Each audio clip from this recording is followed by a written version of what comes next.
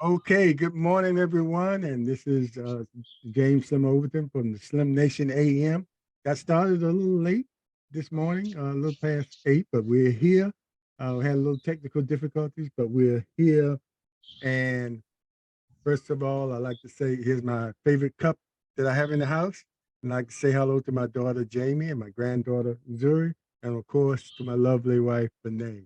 And we're here this morning. I have a special guest with me this morning. His name is Donnell, and he has agreed to come on and talk to us this morning. Good morning, Donnell. How you doing? I'm fine, Mr. Overton. Yes, you said it was like pulling teeth. We had a little problem trying to get the audio up and get on, but we're here. Thank God we're here and everything is going well. So, Larry, just wanted to bring you on and talk about. You gave me your dissertation that you had there, and stand over that. But before we get into that, we'll talk about that because I think some of the things that you talked about in that. I noticed that you went to several high schools. Yes, I did. Yes, Yeah. I did. So you grew up in Chesapeake and ended up going to several high schools. So how did that happen? Probably, or something else I noticed down there. We were born the same year, brother.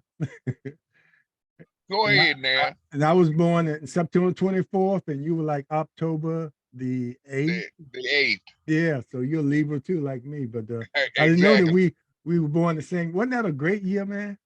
Yes, it was. Yes, it was. Of sorts. Yes. Indeed, it Yes. was. So, Yes. and when I saw that, and then I saw the different schools you went to, that was a time when kind of integration was kind of coming Yeah. in Board. into play. Brown board versus the Board of Education. Yeah, and so That's when that was done. yeah, but because before I went to Norcom, they had freedom of choice, and I went to Wilson that first year because I could, and just to see what the other side was like, and then the next year it wasn't enough whites going to the blacks, so they zoned again. So I ended up going to Norcom, which was one of the best things to happen to me. I probably would have transferred there anyway, because Right. it was a social adjustment going to Wilson in 68, I think that was 69. And but anyway, so what was going on in Chesapeake during that time that you had to end up Well, going to those three different schools? Crestwood was well, one what of them. what was going on in the nation at the time? There was like you, we had the freedom of choice at first, but it was busing. Mm-hmm. They had came up with, they was trying to start different initiatives for integration and to see if who wanted to integrate and who didn't. Uh, and so when it came down that they finally say, well, okay, all the schools going to integrate, and uh, they started closing certain schools, and we don't know really why, but a lot of us thought that they did it because they didn't want some of the white schools to come to some of the black schools. I Mm-hmm. mean, some of the white students to come to some of the black schools. That's Uh, exactly what it was. I was going to I was going to Crestwood at the time, and Crestwood had one of the highest ratings in the whole city. Uh, it had like a 4.5 rating. However, they wanted to close. They had talked about closing the school, Mm-hmm. and so a lot of the students, uh, along with a gentleman by the name of Levi Willis, Mm-hmm. who's has gone on now. Uh, we talked about staging a walk out of school. So we walked out and went to the school board, uh, and it started raining, and our protest was halted then. Kind of However, washed out. they washed us out. They sent Mm. out school buses for all the children that had walked down there, except for the children in Crestwood and Bales Mill area. Mm. Um, we were people that would normally not bus to school, and so we had to walk back home, Yeah, and so from the school board. and so they eventually uh, sent out letters that we was going to different schools. There were 5 schools that were affected by that integration move. And so that summer, myself and people like a gentleman by the name of Maurice White and others, we got together and in Bell's Mill over the summer, and we organized a protest for the beginning of school at all 5 high schools. Mm. And it went off, and there were a lot of upset people, you know, because I didn't want to go to any of the schools that were being offered, and it didn't appear that they wanted us there. Mm-hmm. However, I had gone out for the football team before the protest, and so I had started trying to join that particular school that they had sent me to anyway. And which one was that? That was Great Bridge. Great Bridge, okay. And it was very political. They had football coach that was O'Brien, Coach O'Brien, mm-hmm. and he eventually became in the House of Delegates. And then there was Blevins, who used to be also in the House of Delegates.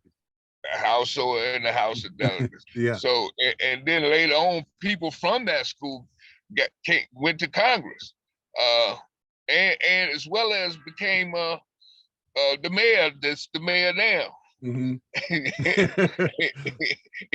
in that area. So it was a very political atmosphere, and so we went through there, and I eventually got kicked out. I really don't know why, but the coach's son and I got into an argument because I didn't come to a game, a basketball game, and I was supposed to be backing him up. He had got hurt, and I was supposed to be in his backup, and so he and I got into an argument. And some of the people that were involved in all that, they're gone on now. Mm-hmm. That's been over 50 years ago, you know. And so I moved from there to another school. I went to Booker T. I went to Lake Taylor. Wow. And one of the reasons why I went to all these different schools so easily is because I had been in a foster home. Okay. I had been in a foster home, a very good home, and in Chesapeake. I was in the McDonald's home, and the McDonald's and the Bells. I was living in Bell's Mill, and they were very good people. And the McDonald's, one had a master's degree in social work, and the other one, her husband, Raymond McDonald, who also taught at Crestwood. And he had a doctor's in agriculture. And so his family was very large. They're still a large family, and most of them had education.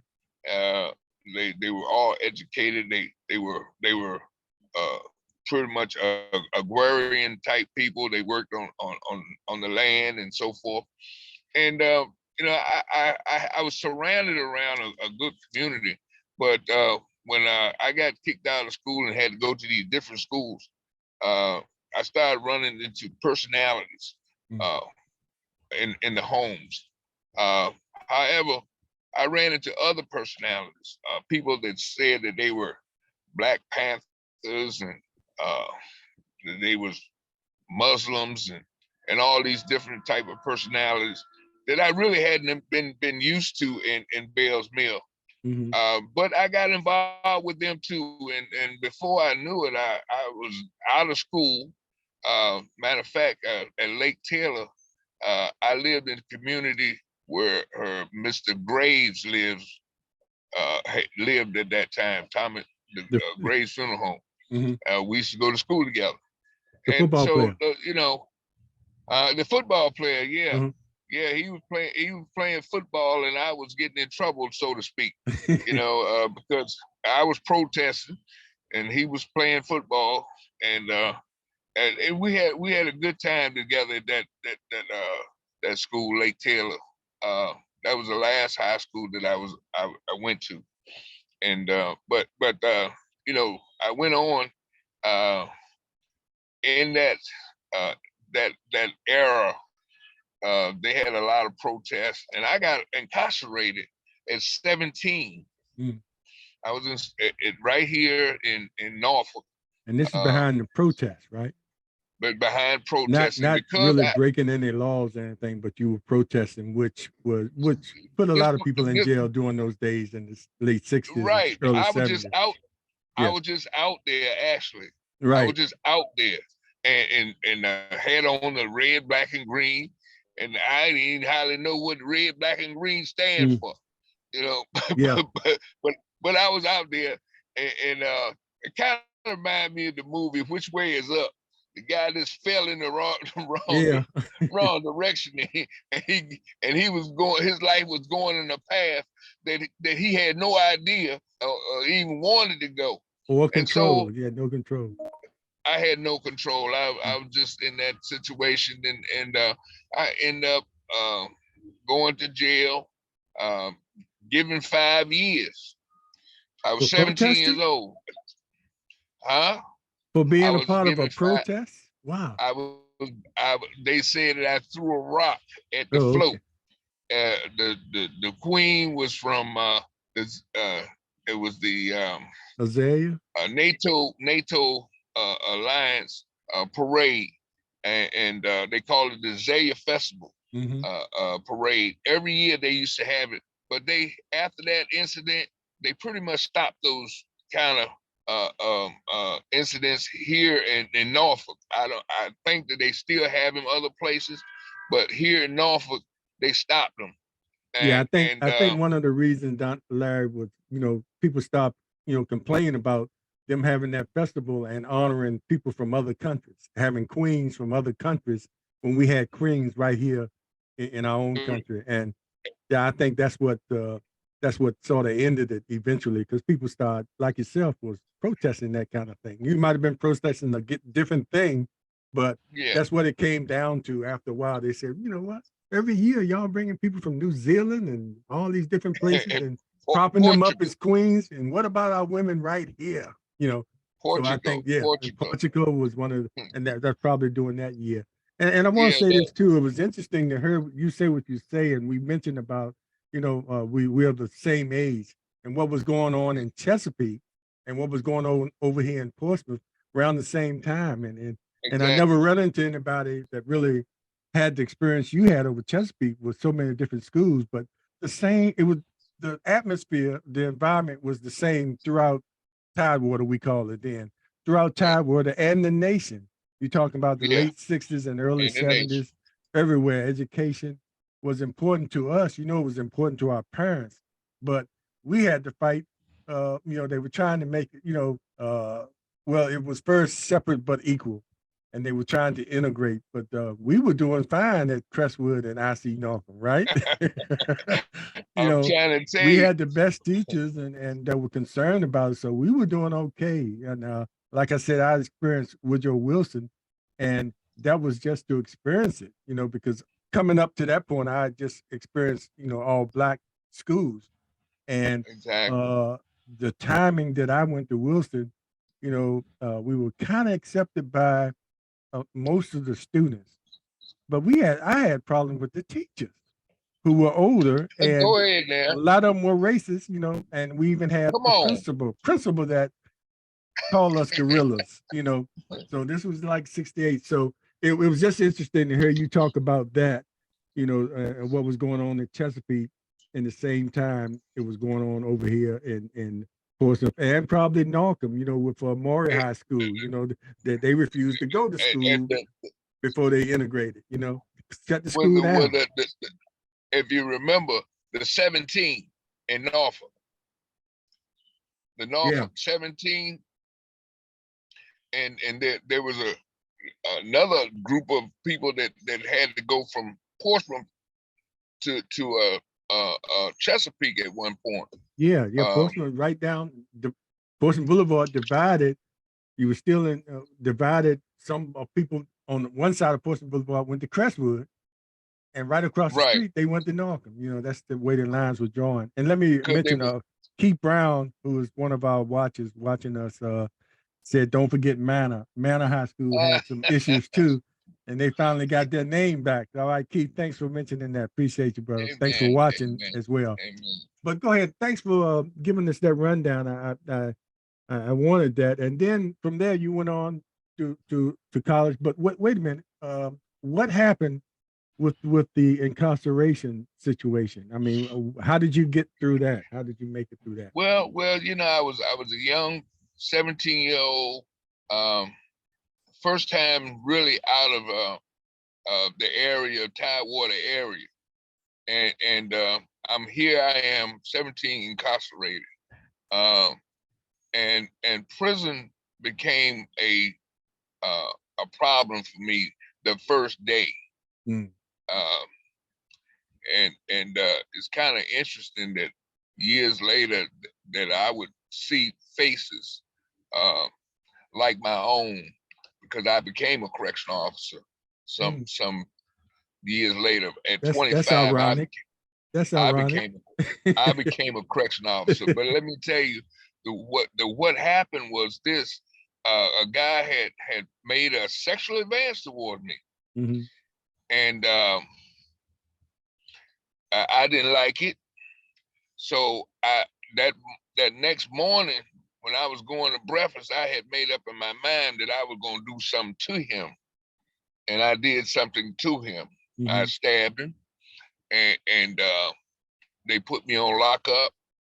And when I came off lockup, um, I had papers from the government saying I was being drafted out of the Wow. prison, and I really didn't know how that happened. I thought that Bishop Willis, Levi's father, had got me out. Just how it happened, I just don't know. It Uh, sounds like divine intervention. but it was How it many was people get definitely. drafted out of jail? I was drafted. I was facing a 5 years sentence, and they drafted me out of jail and put me in the military, and they expunged my record. Wow. That's very important too, Yeah, because you wouldn't have been because able to be a correctional officer if you had that I record. I would not have been able to be a correctional officer, nor a vote, nor anything. Wow. My life would not have moved forward. I would not probably have been in a position to get my GED and attend college, Mm. because the military was upward mobility, gave me upward mobility from Yeah. anywhere that I ever been before. Mhm. I went around the world, so to speak, uh, Germany and other countries over there in Europe. Um, Never went to Africa or the Asian countries or anything like that.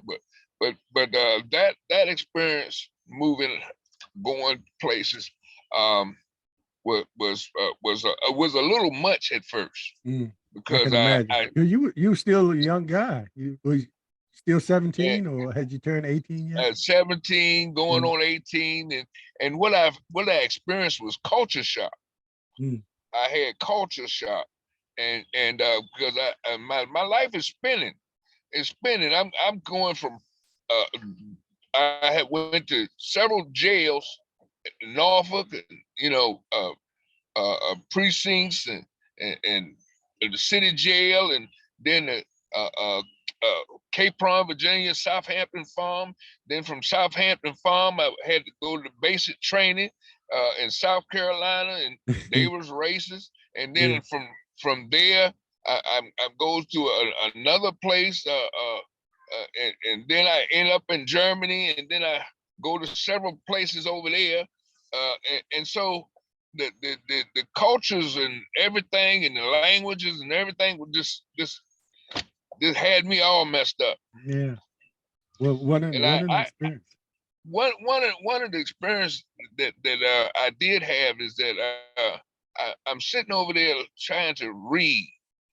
I wasn't the best student in school anyway, Mhm. but I was over there trying to read a languages that I'd never seen before, and because I felt that I should be able to read because if it's letters, I'm supposed to be able to read this. Well, I couldn't read German. Mhm. But it kind of made me feel somewhat inferior. I had inferior feelings that I couldn't come up to that, that challenge to read German Right. or French or Spanish or any of these different languages that I had ran Which into. would be a challenge for anybody, Yes, yes. wherever you But are. I was fortunate that when I came back from overseas, because I was over in, only in the service for 2 years. I was only in the service at first. I was drafted for 2 years, and I had an incident that happened while I was there. I jumped out of airplanes, and this one time my parachute didn't open, Wow. and I fell 3,000 feet and hit the ground. And I'm still living. And when I think about it, I almost start crying right off. I would The, be crying too. I the, mean, to the drop goodness of God, 3,000 feet. three Uh, thousand feet, the goodness of God. You know well, that people that have dropped 5 feet and been in traction. yes, yes, I know it. And Yeah. a lot of times when I tell people that happened, only the people that jump out of airplanes can No. understand Hmm. that you can still survive a jump out of the airplane Yeah, if that you would know be that. hard for somebody to believe. I mean, It, especially jumping out a perfectly good airplane in the first place. But exactly. But the thing is they teach you certain safety Mhm. techniques, and if you follow those techniques, you will survive, but you might not thrive. You know, because your limbs might be broke or something like that. You'll survive. Yeah.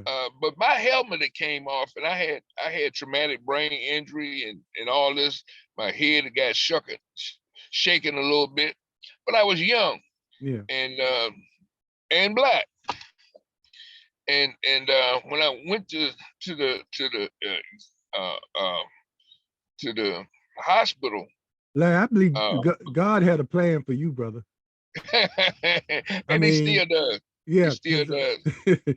He still does anyway, I because just had to throw that in because yeah, yeah, just telling me that, before you told me that, I would have said that because being incarcerated, for something that most people wouldn't be incarcerated for, and given 5 years, exactly. and then somebody stepping in, or the military stepping in and saying, "Okay, we're gonna draft you out of jail," and, Yeah, yeah, expunge your record. I mean, and then yeah. you continue to talk and tell me you hit the ground Right, after right, jumping out. right. But go ahead, continue. But I want to Yeah, say, by going in the military, that did give you the opportunity, like you said, to get your GED and then pay for your college. And that first college was HBCU Morgan State, right?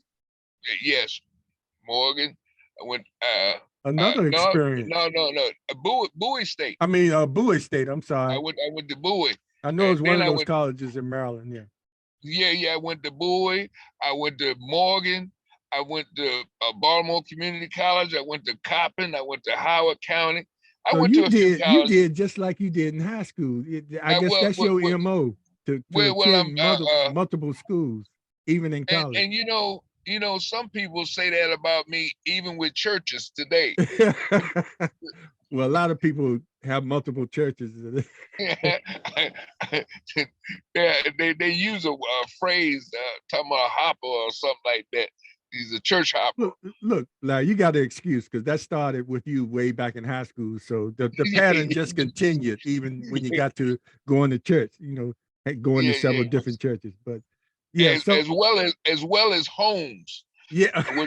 What we haven't talked about is that I grew up without. I never knew my father, Mm. and Yeah, you mentioned earlier my about being orphan. yeah, I was in a foster home, and Foster.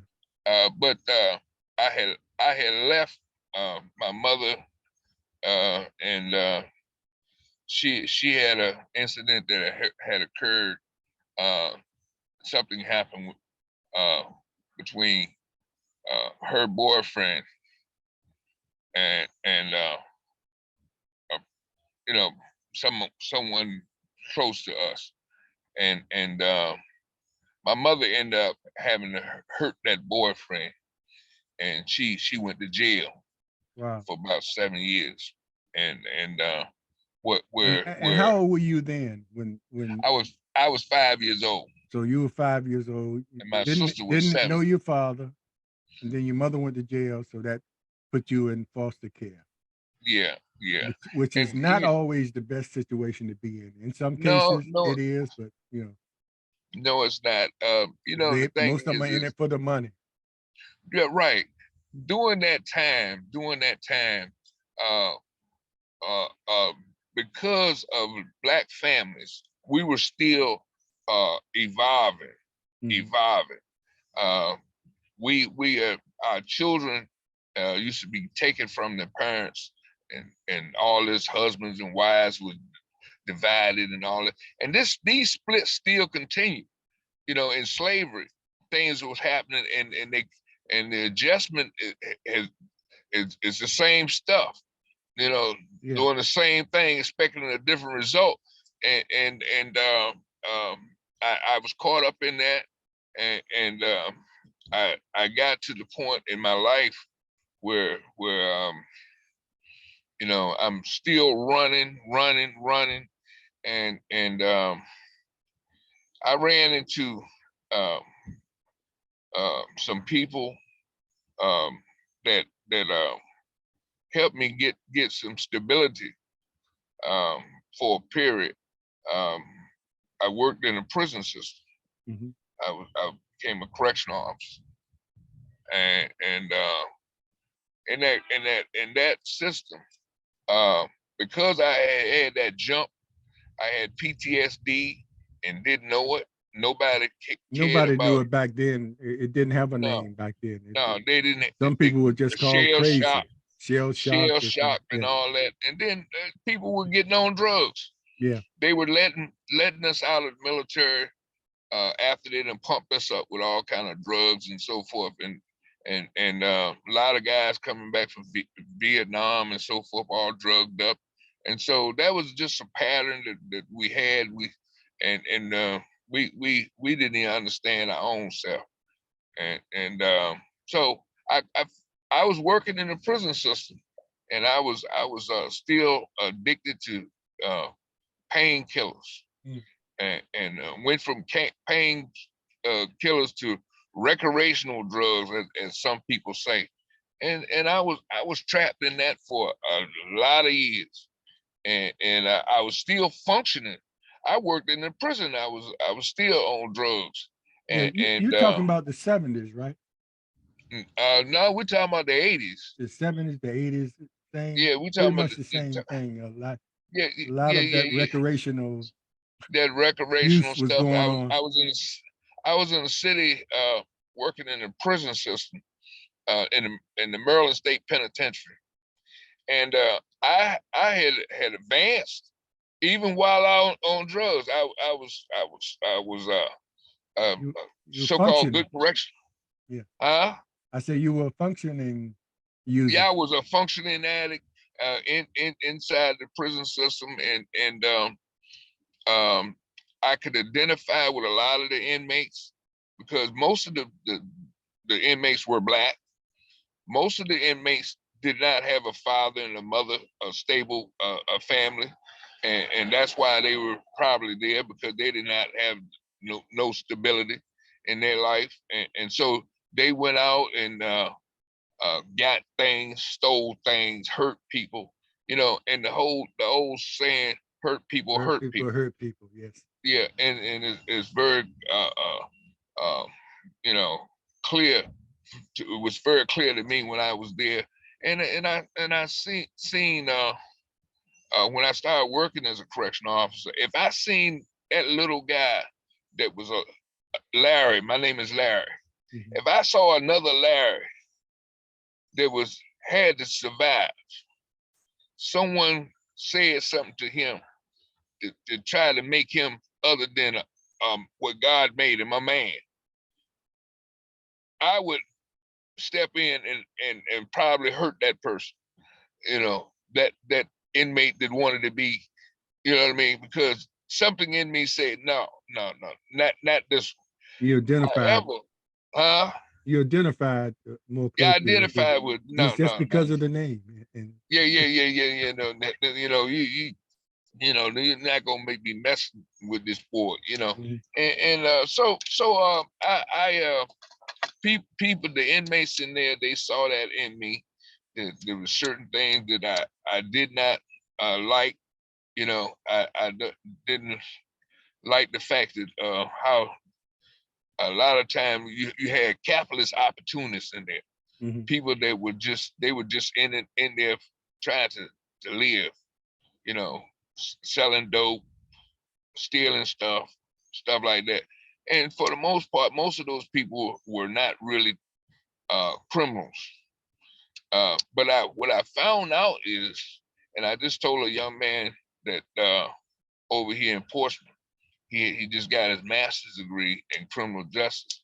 So I told him, I says, you know, in criminal justice, a lot of time people that work in law enforcement or criminal justice fields, they have, in order to be good in their field, they have to be normal criminals. So I told him, watch out, watch out, watch out, you know, when you're out there practicing criminal justice, because most of the criminal justice majors, lawyers, and law enforcement I know, most of them, in order to catch a criminal, you got to think like a criminal. Yeah, yeah, You indeed. know? So watch yourself as you go on from the books to real life.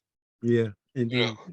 Larry, yeah, let me, because we definitely gonna have to have a part two to this, but we still have time, and I wanted to, all the things you've been to, and I want to get to this dissertation you did, and how that came about, because all these things going, your life just kept on evolving, and you would say now it's still evolving, you know, it is. and because It you is. call yourself a social activist, and what you've told me so far that definitely fits as with you starting back in high school, like many of us, like I mentioned before, we here at Narcom, we did that same kind of protesting when we thought Right.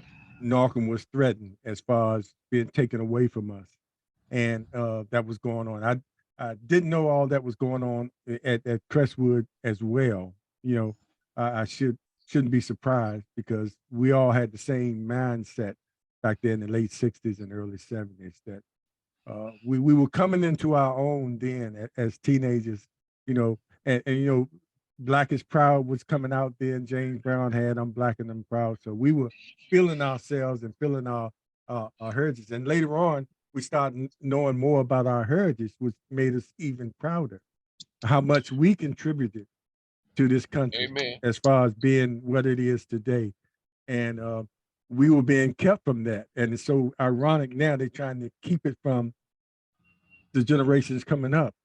Saying we don't want to teach that kind Amen. of history. But I diverse. You know, Go ahead. Go ahead. Slim, I just wanted to stick one thing in here, Go ahead. and which a lot of people question what's going on in our neighborhoods today, and I like to just say to tell you from my point of view.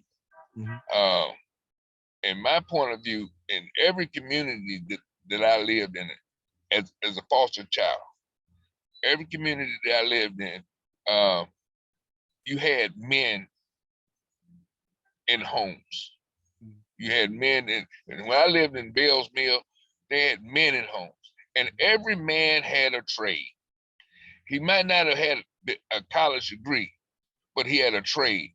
And the shipyard and the Navy base and all these, some of these guys that came back from the Korean War and World War II, and the government had made a way for them to have a job, and even the so-called bum or alcoholic in our neighborhood, he had a trade.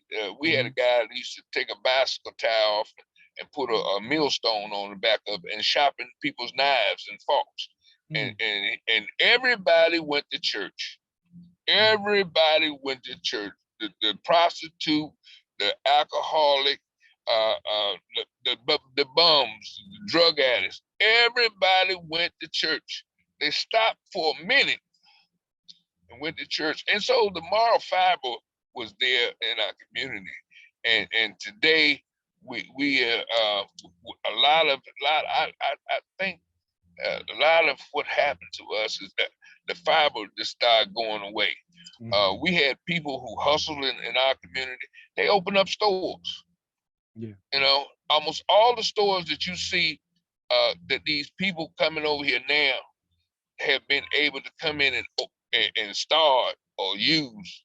Even our traditional stores like a bowling, you know, these stores, mom and pop stores, you know, they used to have laundromats and all this kind of stuff, beauty parlor, salons, and all these kind of little jobs and stuff to go on. There were money made in the Black community that didn't go back into the white community. Yeah. But with integration, they open the door for people to come in and get the money that been saved up for years. And then we have these neighborhoods that are all messed up. You know, they brought in drugs. We didn't have all these drugs in our neighborhood. They brought in all this stuff. And I was just looking at other guy in the store the other day. He called me buddy. And I said, that's what they teach y'all in that book over there and wherever you come from. Why don't you say yes, sir, no, sir, yes, ma'am, no, ma'am? You're taking everything from us. Don't take everything. You know what I mean? You just, you know, say, at least respect the people. You know what I mean? They come in these stores. But they say, buddy, get out of here, buddy. Get out of my store. But they sit up there and train each other in our neighborhood. Yeah. They come over here without a job, and we give them a job by spending every dime we get. Yeah. And I talk about that too. I have no problem with them taking advantage of the opportunities that America offers, but come in our neighborhood and then disrespect us, you know, while you're taking our dollars, you know, and, you know, I can't get some people in some of those stores that happen to boycott those stores, you know, because all you have to do is stop going and money talks, you know, and it'll hurt them. But we just keep going back and giving them our money and taking that disrespect, which I don't think our generations would have, but the times are different now. And if you're gonna come in here, you know, make sure or give a little something back to the community. Something. You know, they're not trying to give anything. No, matter of fact, they don't even live in. They come in the community, open up a store, and then go to another community. Most of the time, it's places like Virginia Beach. Yeah, that's where they spend our money at. Right. But that pattern too is something that they learn too, because a lot of our pastors today don't live in our neighborhood. That's true. They live in an upscale neighborhood. In a lot of cases, you know, back in the day, they either lived in the neighborhood. Sometimes they lived in the church or lived next to, you know, all the churches. Well, most of them had parsonage back there for the pastors to be right there. But yeah, you know, it's probably, I think it's important. And well, people have a right to go where they want. I think it's important to sometimes live in the neighborhood where where mostly, but it might not be as necessary now because most of the uh, members in the church now come from a whole lot of different places. It used to be where the churches were neighborhood churches, where most of the people were members were from that neighborhood. Now, you know, you have a church, especially some of the larger denominations. People will come from Virginia Beach to worship. So I guess you can't hold a pastor, but I he know should be that's a right. little different. But But it's everything is just like that. Even with our people that we elect to offices, we elect people to offices, and they and their departments, they hire people that are not even from this city. We have a police department, you know, and I ain't saying this police department because I have not really studied it, but I'm saying that for the majority of police in this city, I would dare say they're not even from Portsmouth. right, They come in here and so when things started to get bad with the pandemic, why did so many of them just leave? Because they didn't live here in the first place. right. You So know? was that since you mentioned the pandemic, was that part of your dissertation? And I'll bring up and let's hit on that briefly because we're getting close to the time. I Right, try not to right. have these too long, but like I said, I'm gonna have you back because you have a lot. I always say that everybody has a book inside Yes. of them, but I think you got a Netflix series inside of you. You go beyond a book. Yeah, You need a yeah. series Well, to cover well, some of the things, but I'll touch on my pandemic. I mean, my dissertation right quick. Because and that was to earn a THD, yeah, which my a doctors, doctor's my in doctors, theology, right? right, my Okay. doctors. I went to a neighborhood seminary, Hmm. and I used to say so-called seminary, but the thing is I had a psychologist tell me, look, you put in the work. If you put in the work, it's not a so-called degree, it's a degree. Hmm. You put in the work. So the work I did was this. During the pandemic, um, around about March 2020, when our churches got closed down and schools and everything was closed down, I was trying to figure out um, what I was going to write my dissertation on. But I was stuck in a position where I didn't have too much movement. We couldn't go here, can't go there, can't do this, can't do that. So And a dissertation what takes a lot of research in order a to, lot of because you got research, to no back up library, whatever you say. You no got to back it up with research and documentation. So right. you know, And so a lot of the libraries and places like that were closed. And so I was doing a lot of reading my Bible and so forth, and I just happened to be reading Luke the ninth chapter, and it was talking about uh, when Jesus sent his disciples out. That subject is also addressed in Matthew's the 10th chapter. So when I was reading it, it says that Jesus gave his disciples power and authority over all diseases and all demons. And as I was reading it, it said all diseases and all demons. So I said, you know one thing, that sounds like Donald Trump and his boys, the demons, and the pandemic. And I said, I'm gonna I'm gonna deal with that right there. That's gonna be my dissertation. And since I lived in a senior citizen home, well, apartments they call it. I started looking around at my neighbors, my neighbors were people who qualified for the COVID, to have COVID, or to potential die of COVID, because most of us had some kind of ailments. We had 2 or 3 ailments. We have had heart attacks, high blood pressure, you know, kidney problems, and all these other ailments, and old, you know, and now we can't move around. We've been isolated, and so I feel that the churches, even though they have been closed down, should address some of those issues, reach out to those people. And being that I was in seminary and so forth, I started thinking about a lot of the activity of churches and so forth, and as well as my own experiences, my foster home experiences are running all the way through my dissertation.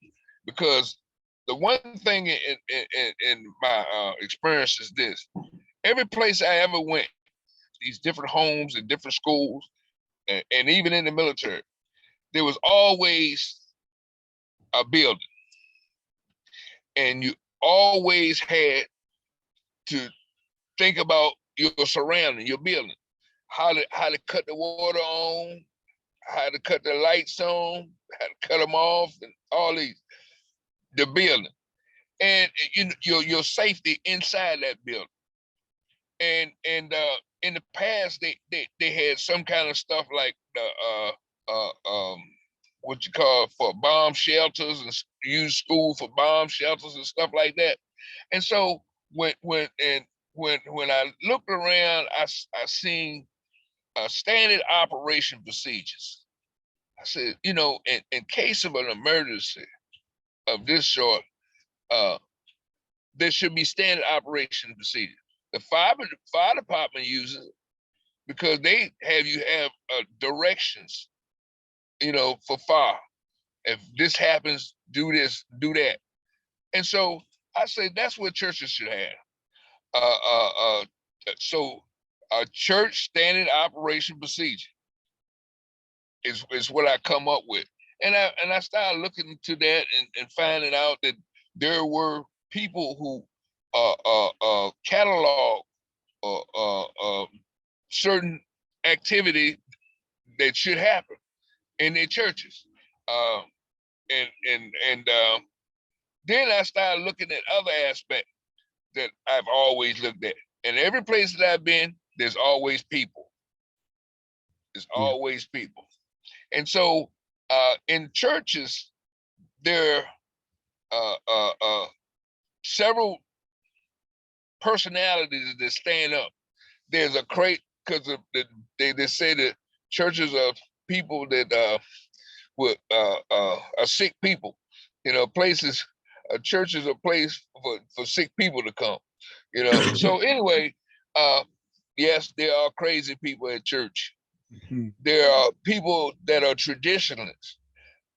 You'll find at church that are they always, when a pastor leave, another one come in, hear this old sister or brother say, "Well, Pastor so and so ain't do it that way." So that's always a tradition. Then you have that person that's just a apathetic type person. He or she don't want to join nothing. They come in there, they might give a tithe or offering, and they just might not. They just might just come in there for the fashion show. So you have these people that come in your church, but as a rule, everything that goes on in that building, you got to make allowances for them. People are crazy, crazy people in your pew, and you even that person that just like to talk, and of course even your cliques. You got cliques in church. Got a handful of cliques in church. They might come out of the deacon board. You might create them yourself as a pastor. The deacons, the trustees, the choir, you know what I'm saying? The usher board. These have potential to become cliques. And as a result of them becoming cliques, they can interrupt your worship Mhm. of how you worship.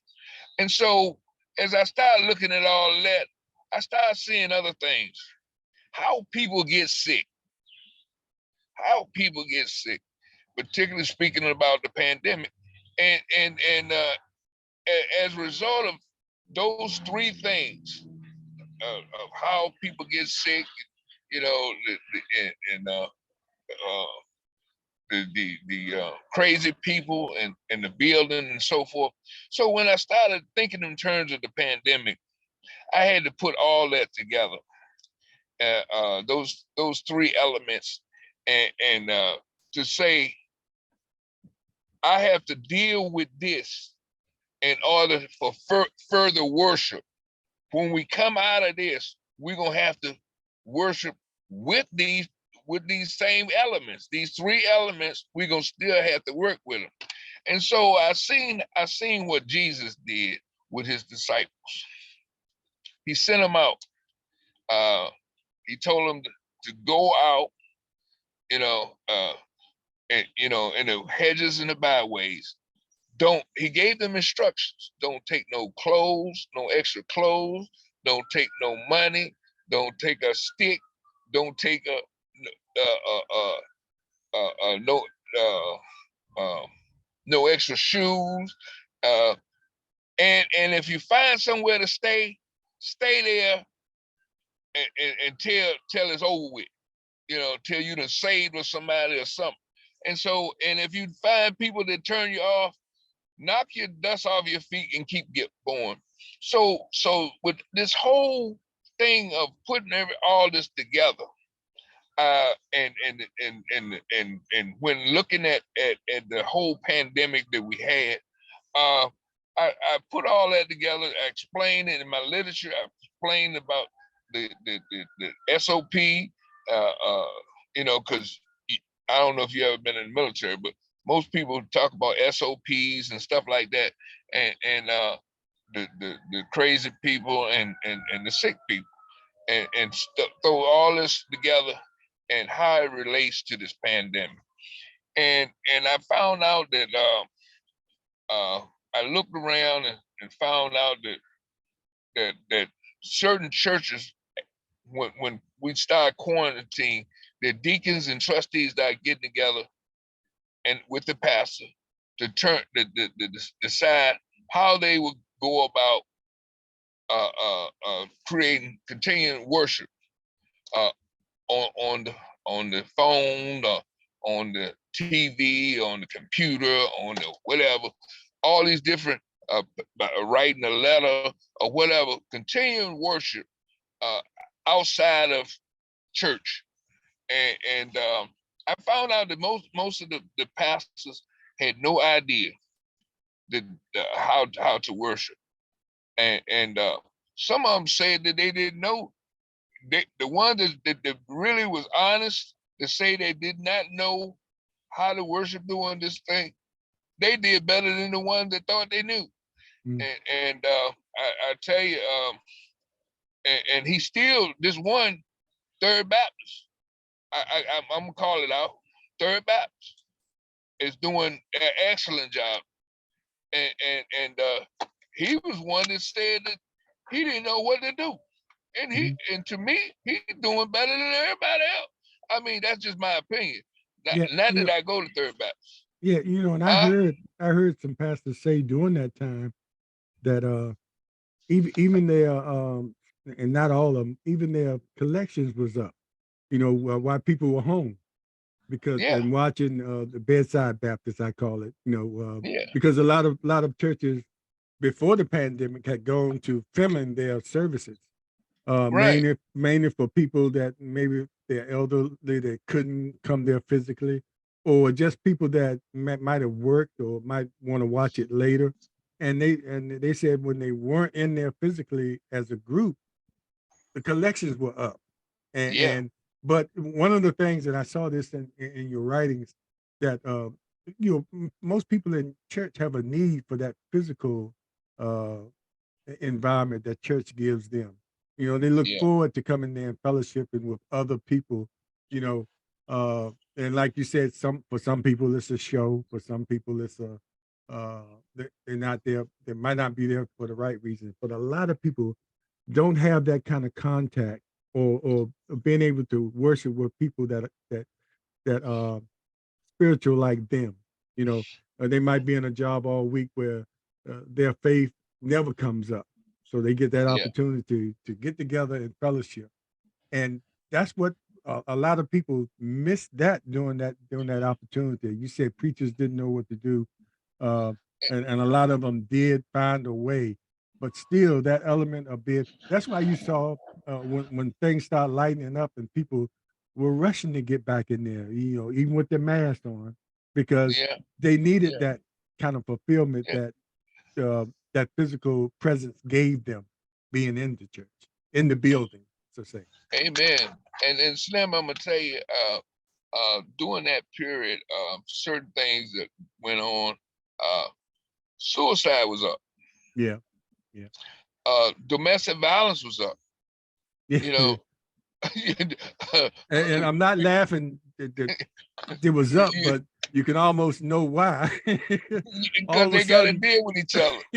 yeah, more than the normal time that you might have to spend with each other, because and people that been together a long time, either tolerated or they, but you have those opportunities away from each other, which in reality you need that, being in, and all of a sudden after all these years, 24/7, y'all are right here, and it didn't have to be couples. It could be, the families where the brothers and sisters all of a sudden 24/7 they're in each other's face, and so domestic violence just wasn't husband on wife. It was family members getting on each other's nerves. So Yeah, yeah.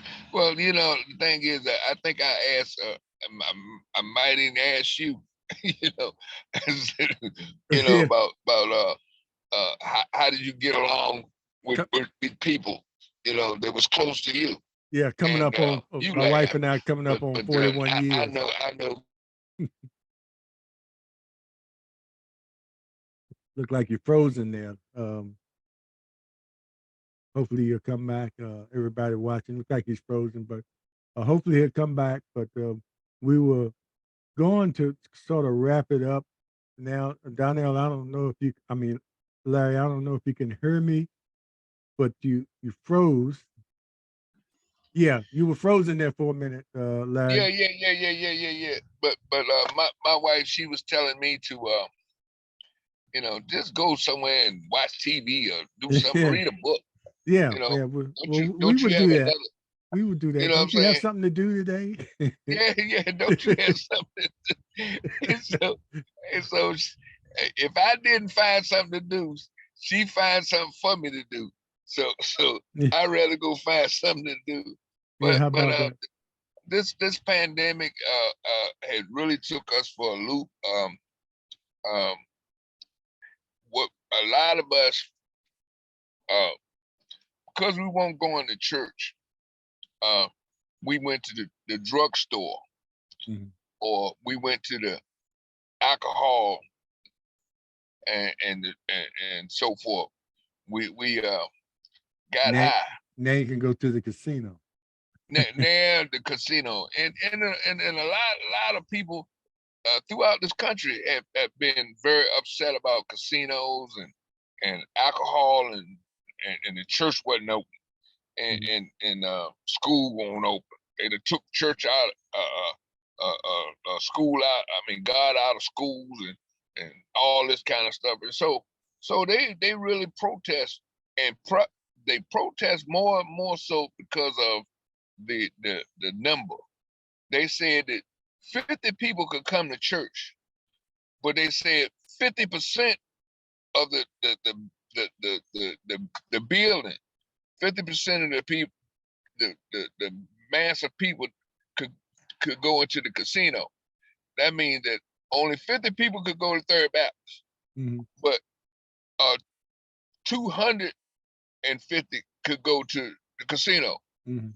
And this is in Las Vegas then. And some people sued about this. Mhm. They say we have a First Amendment right to have to worship God and like we want to, but the casinos should not. But the casinos, lottery never stop. The alcohol and ABC stores never close. You know what I'm saying? The drug dealer never stops selling drugs. So Yeah. these things right there was continuous, even though through the pandemic. So Yeah.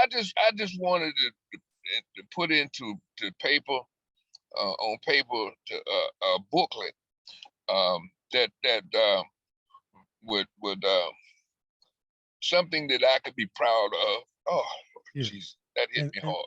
yeah, Something I could be. yeah, and Uh, you should be proud, and I thank you for giving me a copy. It's a good read, and like I said, I kind of scanned through it, and now I'm gonna sit down and really read it. But even the scanning I did, I picked up on some things that yeah, I saw going on as well, and some of the things that the process you use as far as developing this and the research, really stands for itself. Even now that the pandemic is sort of wind down, but people still have to be careful because we still have but the people thing that are. is, I'm gonna tell you, Slim. I'm Mm, gonna tell you like this here. I did that. I had never wrote anything of that sort in my life. I had been saying that I'm gonna write this. I'm gonna write my story one day. I'm gonna write it. I'm gonna write it. And I don't know if it was fear. I don't know if I thought I was good enough.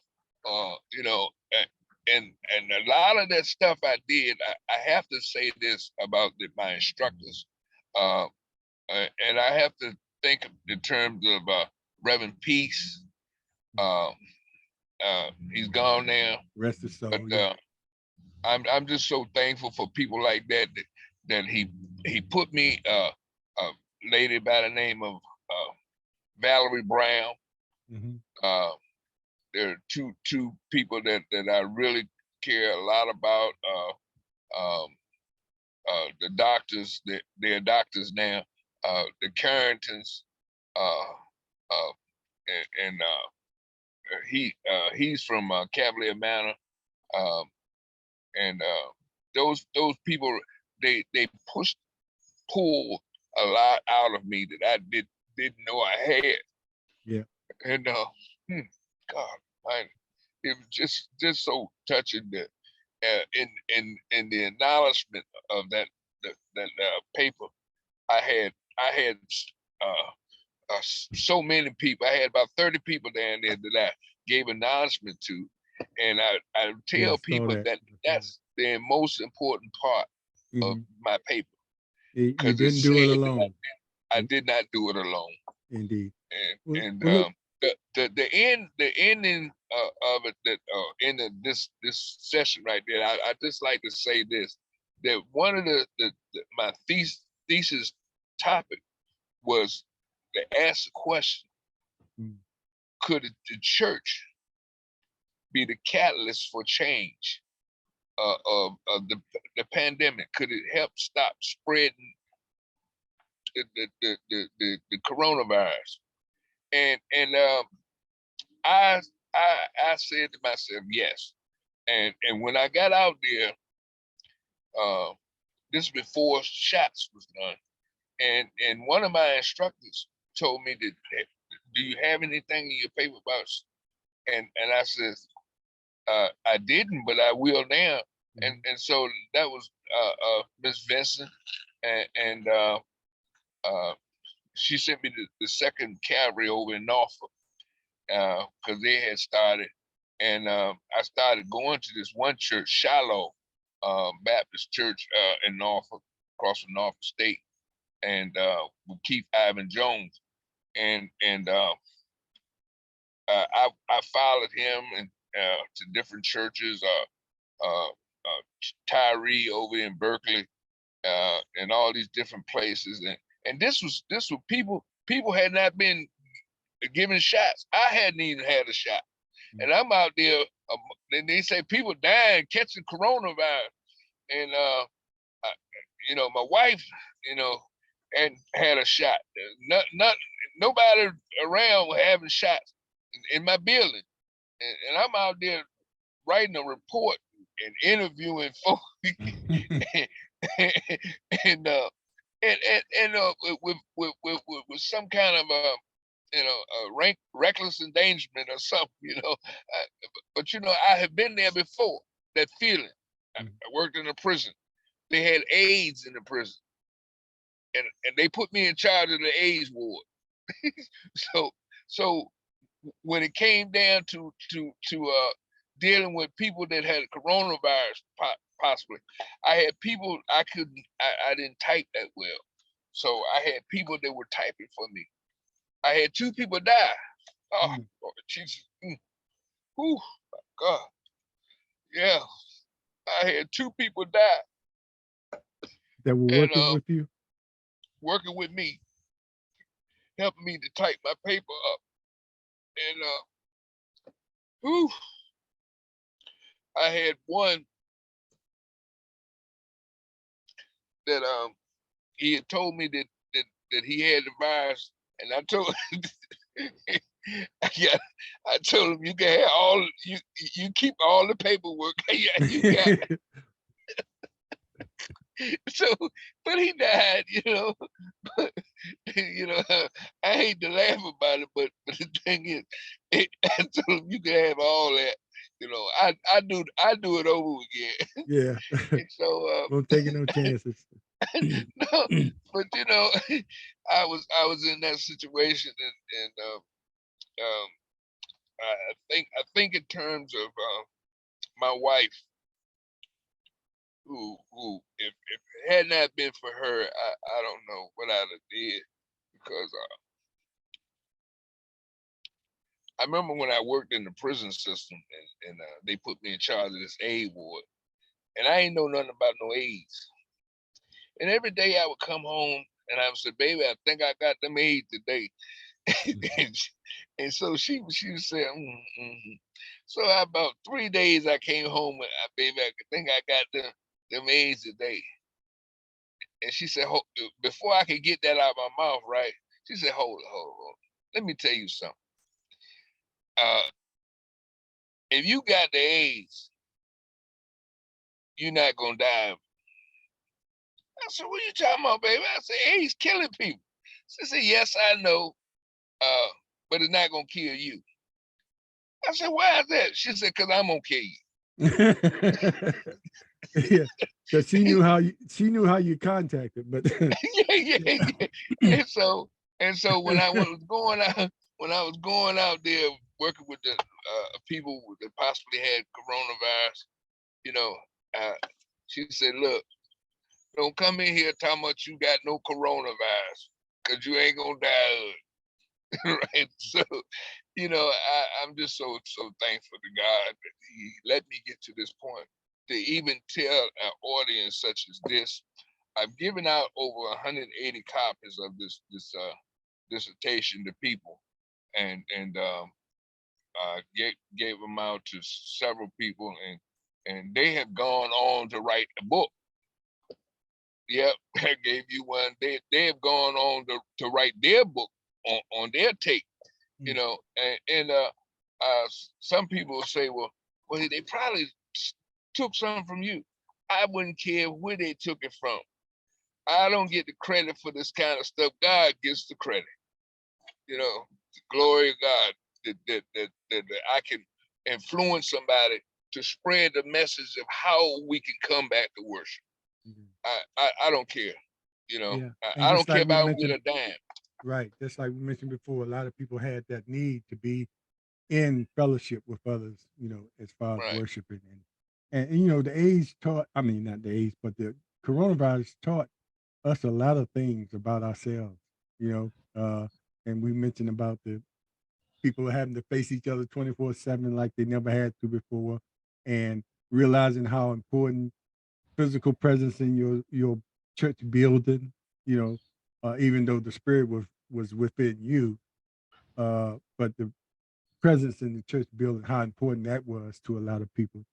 So, but look, Larry, I appreciate it. Like I said, I'm gonna have you back, and we did this special. Normally, I do the Slim Nation AM on Tuesdays and Thursday mornings, but I always say if people have a different schedule, I will accommodate them, and so we did this Wednesday.